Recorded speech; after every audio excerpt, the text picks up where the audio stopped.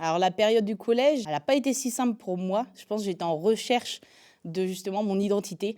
J'avais vraiment envie d'être différente. Donc finalement, le fait d'être obèse, ça me rendait différente. Je suis Anaïs Le Ménaez, j'ai 30 ans et aujourd'hui, j'ai décidé de sensibiliser à l'obésité et surtout aux préjugés qu'on a autour de cette maladie, qui est une vraie maladie. Je travaille en tant que TISF, donc technicienne d'intervention sociale et familiale. Donc c'est une intervention auprès des familles qui ont certaines difficultés avec leurs enfants.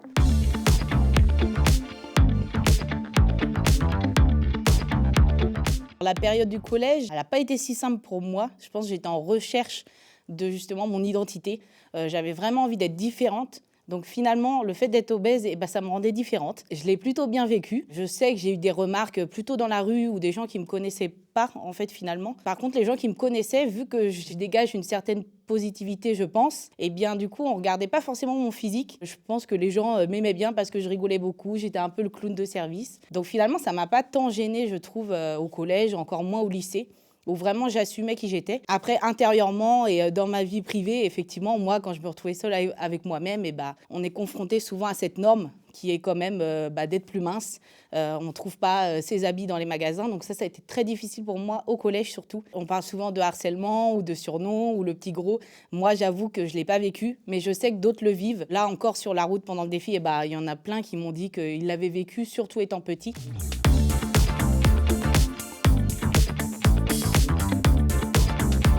En fait, je recommençais à me mobiliser, à faire du sport. J'ai dit, voilà, je vais choisir le vélo parce que le vélo, peut-être, c'est plus adapté à mon poids que la course ou que d'autres sports. Je commençais à aller voir ma famille dans les environs. Donc, j'avais commencé à faire le tour. J'ai mis un petit message sur WhatsApp en disant, j'ai fait le tour de la famille. Et mon frère m'a dit, mais non, moi, t'es pas venu me voir. Il m'a dit, cap ou pas cap, de venir jusqu'à Lourdes. Alors, Lourdes, c'est surtout pour le jeu de mots. Après, directement, j'ai dit à mon frère, ah non, mais c'est génial, Lourdes, gros, c'était parfait. Et ça consistait, à pédaler tous les jours avec la carriole. C'était très important pour moi d'avoir la carriole, d'avoir Obélix, d'avoir des petites choses drôles en fait, qui fassent rire les gens et qui interpellent surtout. Donc la carriole, elle était en jaune et verte, aux couleurs aussi du Togo, de Nantes. Et c'était vraiment pour que les gens regardent et les gens viennent nous parler, et ça a fonctionné. J'ai voulu que ce défi rapidement prenne une autre ampleur. Donc j'ai voulu parler de l'obésité, sensibiliser, surtout sensibiliser aux préjugés qu'on a sur l'obésité.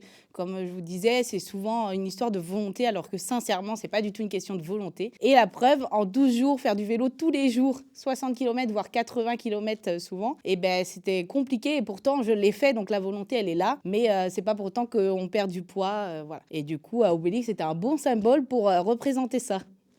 Le fait d'avoir une maladie, je me suis dit, ok, c'est pas du tout de ma faute, parce que finalement, on nous le dit que c'est pas de notre faute au bout d'un moment, mais on croit quand même que c'est de notre faute parce que des fois, on mange un peu trop, des fois, on a du mal à se mobiliser pour aller faire du sport, alors qu'on nous dit, il faut bouger, il faut moins manger. Et du coup, il y a vraiment cette culpabilité où quand je faisais une crise, par exemple, la crise d'hyperphagie boulimique,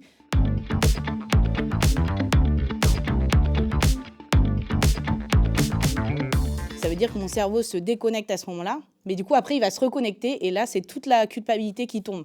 En disant, pourquoi j'ai fait ça? Je savais que c'était pas bien de le faire. C'est-à-dire que c'est un moment où je vais vraiment pas contrôler ce que je vais manger. Donc, je peux manger vraiment n'importe quoi, ce qui passe en fait sous la main. Il faut manger vite.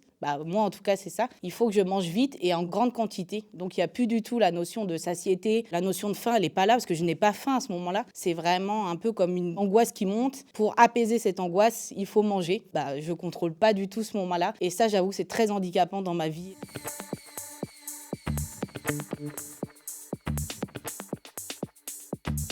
De maigrir, je pense que ça m'a suivi depuis mon adolescence. Donc, j'ai vu beaucoup de médecins, de nutritionnistes qui ont eu des discours différents aussi avec moi. Je pense que clairement, ça a créé que mon corps, maintenant, il est en résistance face à tous ces régimes. Mon corps va pas maigrir. Là, quand j'ai fait le défi, j'ai pédalé 12 jours non-stop et j'ai très peu mangé au début.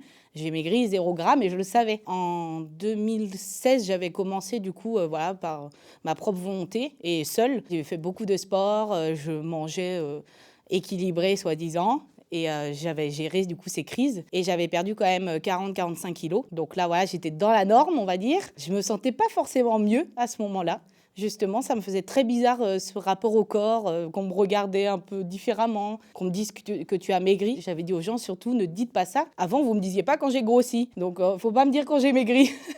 Donc là, j'avais perdu voilà, beaucoup de poids. Ça a été très dur parce que je l'ai repris finalement très vite. Ça a duré 1 an et demi de combat. Pour moi, c'était vraiment un vrai combat face à la maladie, en fait. Dans l'année qui a suivi, finalement, c'est revenu petit à petit.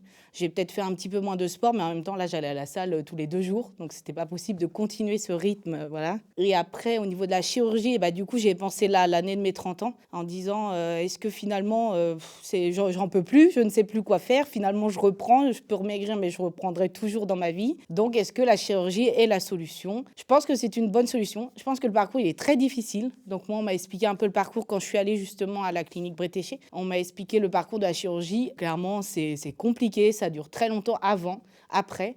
Et de toute façon, tant que j'ai ces crises, on va dire, d'hyperphagie, on ne peut pas vraiment faire la chirurgie parce que ça ne va pas calmer ces crises. Ça calme l'estomac, mais en soi, moi, mon estomac, peut-être qu'il peut réduire ou grossir.